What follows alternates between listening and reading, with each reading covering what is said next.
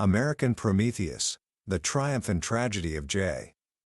Robert Oppenheimer, by Kai Bird and Martin J. Sherwin. Introduction. Hello, my friend. Welcome. I'm glad you're here.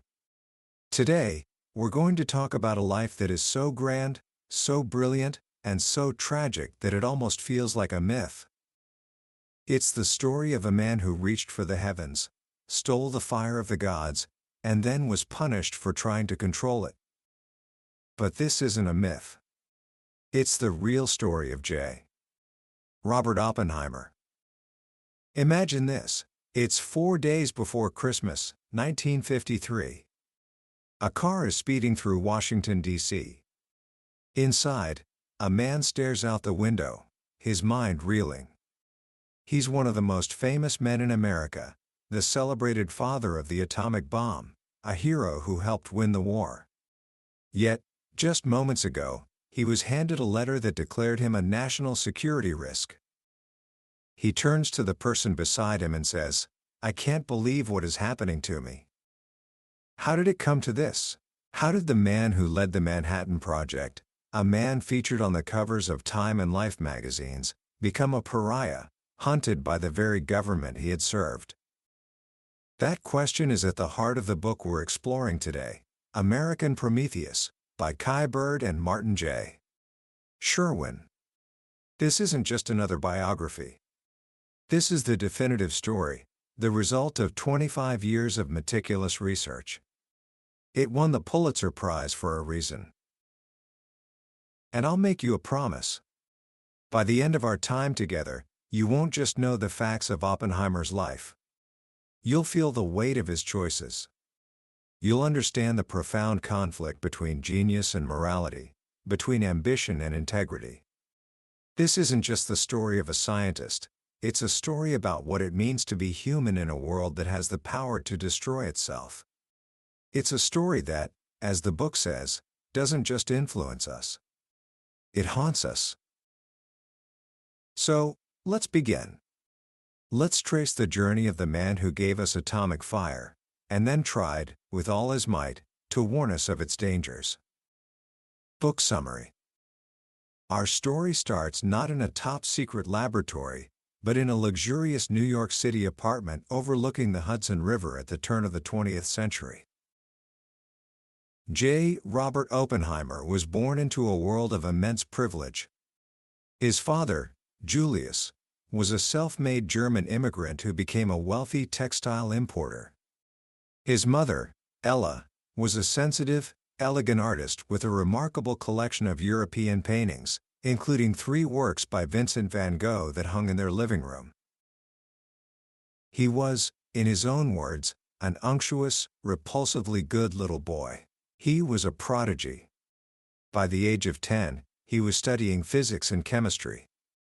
At 12, he was giving lectures on geology to the New York Mineralogical Club, standing on a wooden box so the audience of grown men could see him over the lectern. His parents, particularly his mother, cocooned him from the rough-and-tumble world.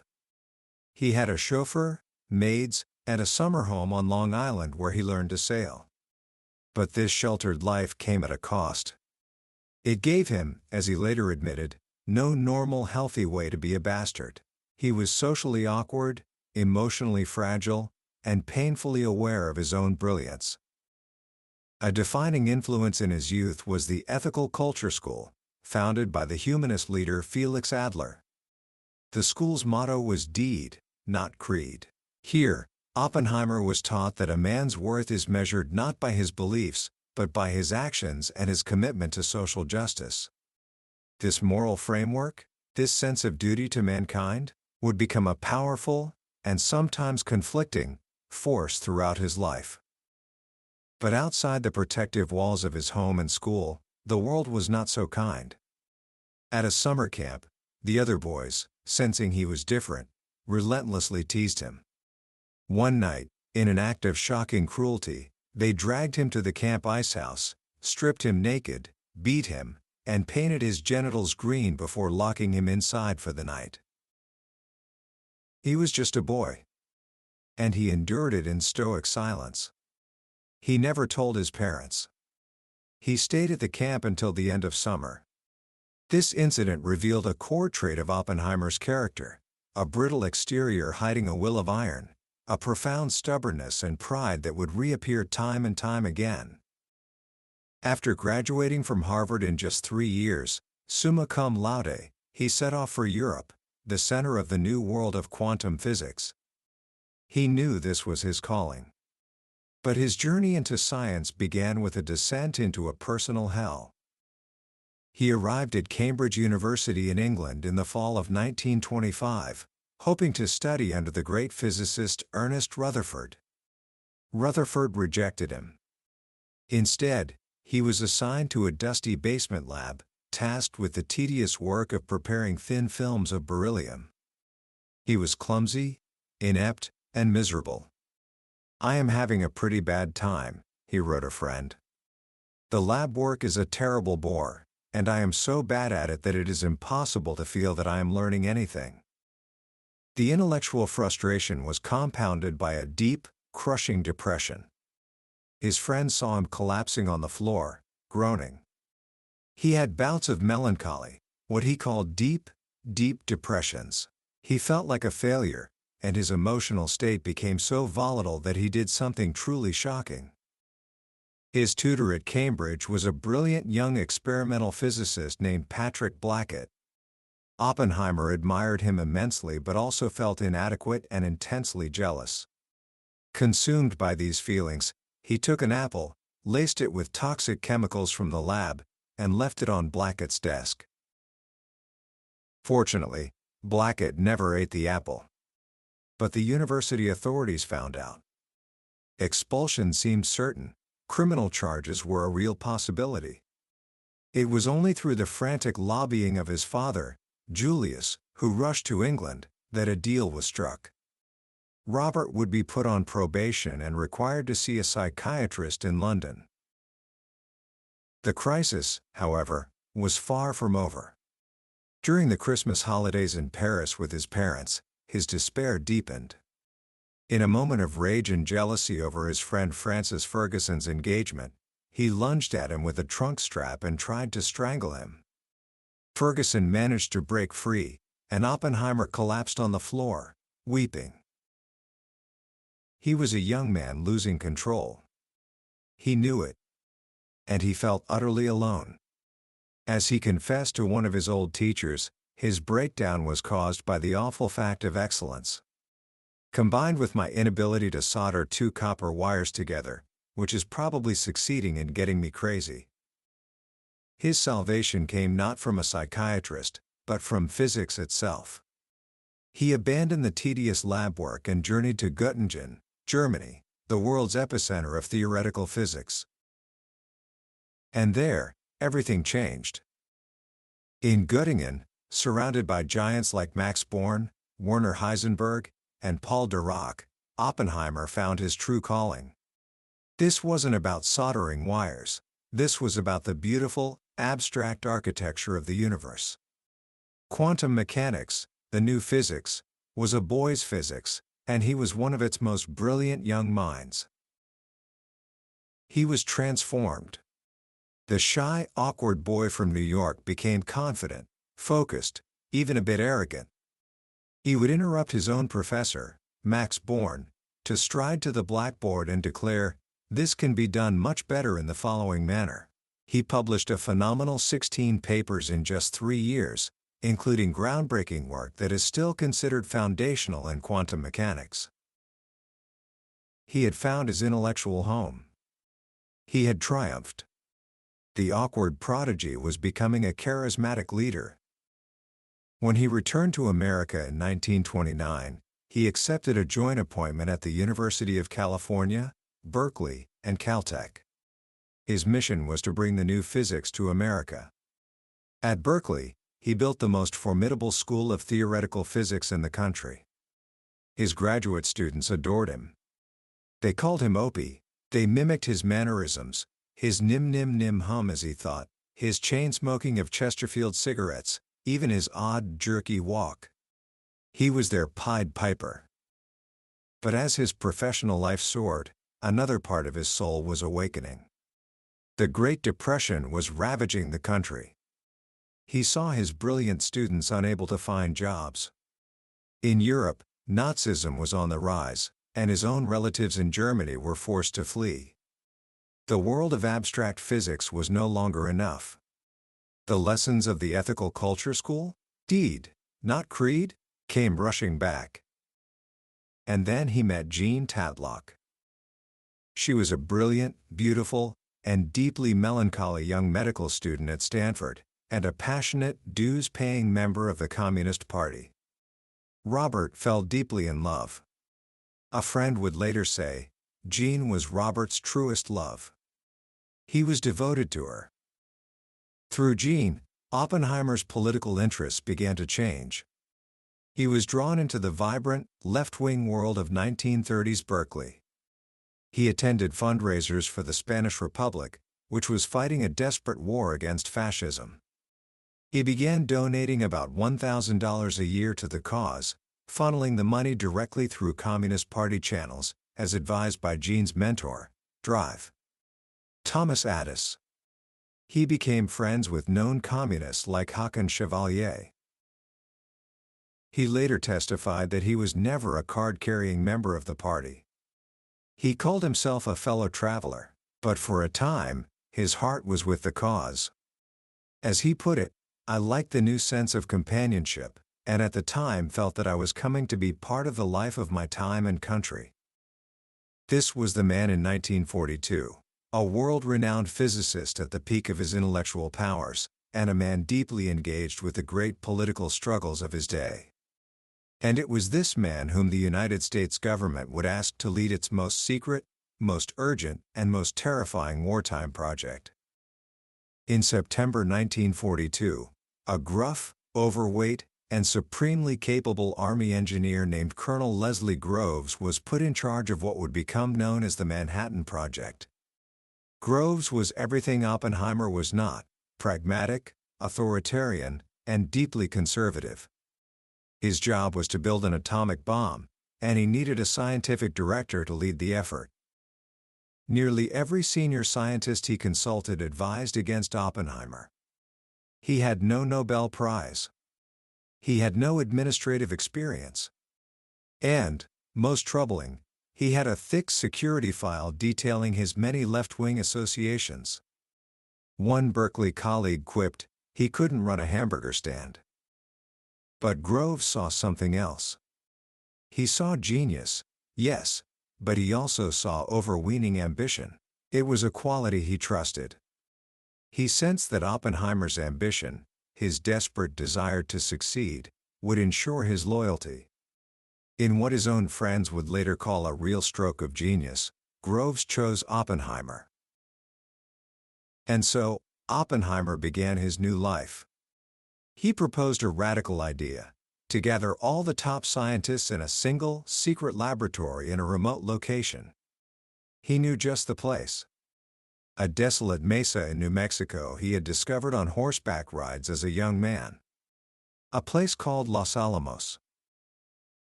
Over the next 2.5 years, Oppenheimer performed a miracle. He transformed that pristine mesa into a secret city, a bustling laboratory that would grow to house thousands of people. And he transformed himself.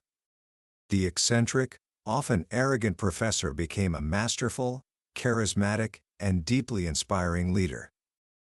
He never dictated what should be done, his colleague Hans Bethe remembered. He brought out the best in all of us, like a good host with his guests. Robert Wilson, a young physicist who initially disliked him, found himself transformed in Opie's presence. I became more intelligent, more vocal, more intense, more prescient, more poetic myself. His leadership was essential. He understood every aspect of the project, from the most esoteric theoretical physics to the grubbiest engineering problems. He settled disputes, smoothed egos, and kept the entire, sprawling enterprise focused on a single goal: building the bomb before the Nazis did. The moral weight of their task was never far from their minds. That weight became heavier in December 1943, with the arrival of the great Danish physicist Niels Bohr, smuggled out of Nazi-occupied Europe. To the young physicists at Los Alamos, Bohr was a god, and Opie was his prophet. Bohr was the one who forced them to confront the world they were about to create. He asked Oppenheimer a simple question: is it really big enough? He meant, would the weapon be so powerful, so terrible, that it would make all future wars inconceivable? This question planted a seed in Oppenheimer's mind, a seed that would grow into a profound, lifelong mission to control the monster he was creating. The work intensified. By the summer of 1944, they faced a crisis. It became clear that a plutonium bomb, one of the two designs they were pursuing, could not be built using a simple gun method. It would fizzle. The only hope was a radical, unproven concept called implosion, symmetrically crushing a sphere of plutonium to achieve a critical mass. Many, including James Conant, urged a cautious approach. But Oppenheimer gambled. He reorganized the entire laboratory, pouring all his resources into solving the implosion problem. It was an audacious bet, and it paid off. By the summer of 1945, they were ready. A site in the New Mexico desert, which Oppenheimer codenamed Trinity, was prepared. On the night of July 15, 1945, a violent thunderstorm raged over the test site. The team was exhausted, on edge. Fermi was taking side bets on whether the explosion would ignite the atmosphere. Oppenheimer, gaunt and sleepless, paced anxiously. At 5:29:45 a.m. on July 16, the world changed forever. A flash brighter than 1,000 suns lit up the desert sky. A great ball of fire rose, turning from white to yellow to an unearthly, brilliant purple. A minute later, a thunderous roar echoed across the mountains. It had worked. Frank Oppenheimer, standing next to his brother, remembered them just saying, "It worked. I." Robbie saw Robert get out of a car shortly after, and the way he walked, the strut of a man who had done it, was something he would never forget.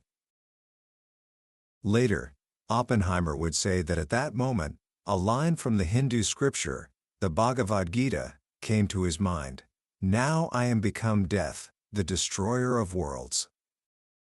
But another colleague, Ken Bainbridge, turned to him and said something far simpler, and perhaps more true: "Now we're all sons of bitches." The euphoria of that moment was short-lived. In the days that followed, as he gave instructions for the bombing of Japan, a deep gloom settled over Oppenheimer. His secretary saw him pacing, muttering to himself about those poor little people, those poor little people. On August 6, 1945, Hiroshima was destroyed. 3 days later, Nagasaki followed. The war was over. Oppenheimer was a national hero. But the triumph was turning to ash. His role as the father of the bomb was now a source of deep anguish. On October 25, 1945, he met with President Harry Truman in the Oval Office. Instead of celebrating their victory, Oppenheimer, wringing his hands, told the president, "Mr. President, I feel I have blood on my hands." Truman was furious. He later told an aide, "I don't want to see that son of a bitch in this office ever again." He called him a crybaby scientist. This meeting marked a turning point. Oppenheimer, the celebrated hero, was now becoming Oppenheimer, the troubled conscience. He devoted himself to the cause of international control of atomic energy. He and a panel of experts produced the Acheson-Lilienthal Report, a brilliant and visionary plan to create an international agency that would control all nuclear materials and technology. For a brief moment, there was hope. But the plan was sabotaged.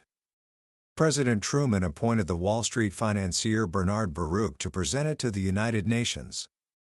Baruch gutted it, turning a proposal for cooperation into a demand for American dominance.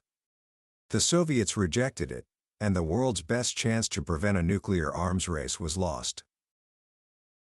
Oppenheimer was heartbroken. "We're lost," he told a friend. But he did not give up. He remained an influential government advisor, chairing the General Advisory Committee of the new Atomic Energy Commission. And it was in this role that he made his most powerful enemies. In 1949, after the Soviets tested their own atomic bomb, a powerful coalition of military leaders, politicians, and scientists, led by Edward Teller and Ernest Lawrence, pushed for a crash program to build a hydrogen bomb 1,000 times more powerful than the weapon used on Hiroshima. Oppenheimer and the entire General Advisory Committee opposed it. They argued on technical, strategic, and moral grounds. A hydrogen bomb, they wrote, was a weapon of genocide. Its development would only accelerate the arms race without adding to American security. But they lost. In January 1950, President Truman gave the green light to the H-bomb. Oppenheimer's opposition to the super sealed his fate. His enemies, chief among them the ambitious and vindictive chairman of the Atomic Energy Commission, Lewis Strauss, were now determined to destroy him. Strauss had disliked Oppenheimer for years. He resented his intellectual arrogance, his influence, and his liberal politics. After Oppenheimer publicly humiliated him in a congressional hearing, Strauss's dislike turned to a cold, calculating hatred. Working behind the scenes, Strauss began to orchestrate Oppenheimer's downfall. He used his connections with FBI Director J. Edgar Hoover. He encouraged a former congressional staffer, William Borden, to comb through Oppenheimer's massive security file and compose a formal indictment. The key to the case against Oppenheimer was the Chevalier affair. Back in 1943, when he first reported the incident to military security, Oppenheimer, in a foolish attempt to protect his friend Håkon Chevalier, had invented a cock-and-bull story. He claimed that 3 scientists had been approached, not just him. He had lied. And though he later told General Groves the true, simpler story, that initial lie now became the weapon his enemies would use to destroy his character. On December 21, 1953, Lewis Strauss summoned Oppenheimer to his office and presented him with a letter detailing 34 charges against him. He was offered a choice: resign quietly, or face a formal security hearing. Torn and anguished, Oppenheimer refused to resign. "This I cannot do," he wrote. "To do so would be to accept and concur in the view that I am not fit to serve this government." He chose to fight. It was a fight he could not win.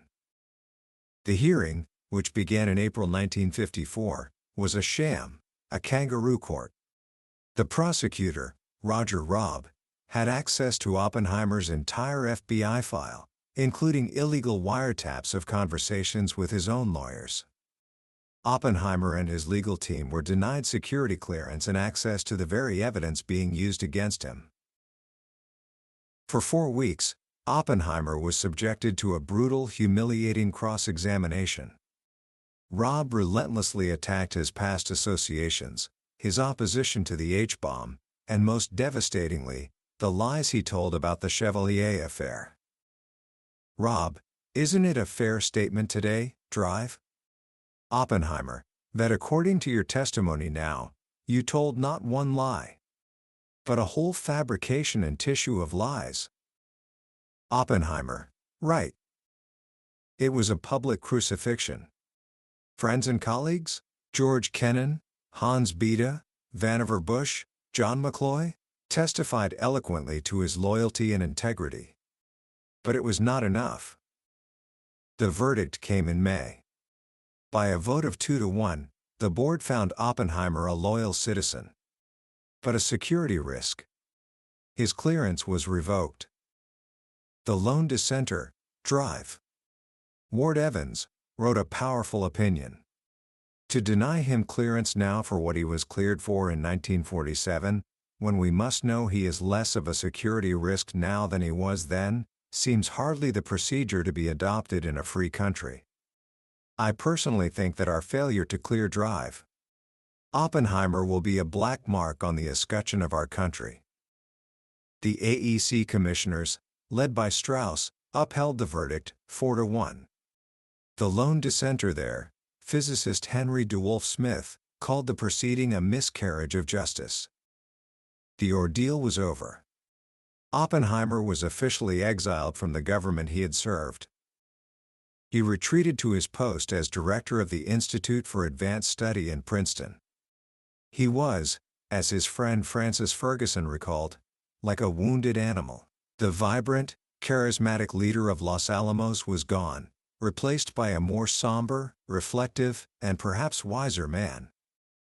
He spent his remaining years as a public intellectual, writing and lecturing on the perilous relationship between science and society. He found refuge on the quiet island of St.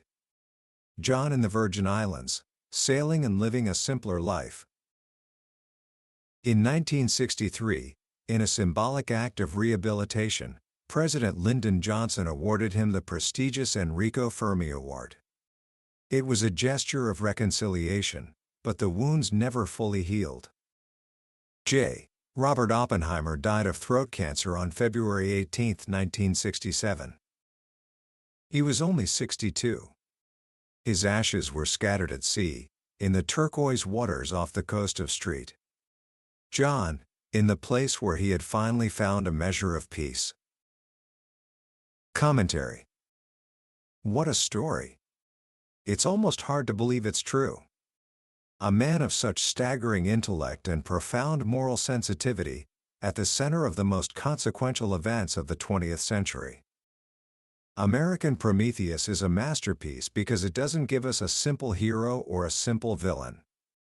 It gives us a man, in all his brilliant, flawed, and heartbreaking complexity. Oppenheimer's story is a timeless tragedy, a story of a man who flew too close to the sun.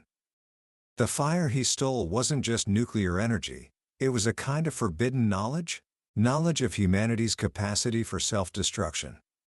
And when he tried to warn us, to teach us how to control this new fire, the very system he served turned on him and punished him for his foresight. His fatal flaw, if you want to call it that, was a strange combination of arrogance and naivete. He was arrogant enough to believe he could outsmart his political enemies, that his sheer brilliance was a shield. And he was naive enough to tell a lie, that cock and bull story, believing he could control its consequences. He couldn't. That one lie, told to protect a friend, became the thread that his enemies used to unravel his entire public life. So, what can we take from this incredible story? I think there are a few powerful lessons. First, is the lesson about the burden of genius. Oppenheimer's mind was a gift, but it was also a source of isolation and torment. It set him apart from others and placed on his shoulders a moral weight that few of us can even imagine. His life reminds us that great talent comes with great responsibility, and sometimes that responsibility is a cross to bear. Second, there's the devastating lesson about the power of small lies. Oppenheimer's life took a tragic turn not because he was disloyal, but because he was dishonest in a single, critical moment. He tried to be clever, to manage the truth, and it backfired spectacularly. It's a stark reminder that integrity is not a part-time virtue. The small compromises we make, especially under pressure, can have unforeseen and catastrophic consequences. And finally, Oppenheimer's life is a profound meditation on the tension between ambition and conviction. He desperately wanted to be an insider, to have a seat at the table where the great decisions were made. And for a time, he did. But that desire for influence sometimes led him to compromise his own judgment, to quiet his own doubts. His story forces us to ask ourselves, what is the price of a seat at the table? And when is it time to walk away, to speak truth to power, even if it means being cast into exile? He wasn't a saint. He was proud, sometimes cold, and he made terrible mistakes. But he was also a man who grappled deeply with the moral consequences of his actions. He tried, in his own flawed way, to steer the world away from the abyss he had helped to open. He gave us the bomb, but he also gave us a powerful and enduring warning about the world it created. And for that, we owe him our attention, our respect, and our memory. That was the story of American Prometheus by Kai Bird and Martin J. Sherwin. We've touched on the major arcs of Oppenheimer's life today, but I'll be honest with you, a summary can only take you so far. The real power of this book is in the details, in the letters, the private conversations, and the rich tapestry of a life lived at the very center of history. It's in the quiet moments of reading that a particular story or phrase will connect with you in a way you didn't expect. This summary is designed to help you decide if this epic story is worth your time. If anything we've talked about today has resonated with you, I truly hope you'll grab a copy. Reading it isn't just learning history, it's an experience that can genuinely change the way you think about science, power, and the human heart. The link to the book is in the description below. Also, if you found this summary valuable, please take a moment to hit that like button and subscribe to the channel. It lets me know that these journeys are meaningful to you, and it ensures you won't miss our next exploration into another life-changing book from the billionaire's bookshelf. Let's keep growing together. Thank you for listening.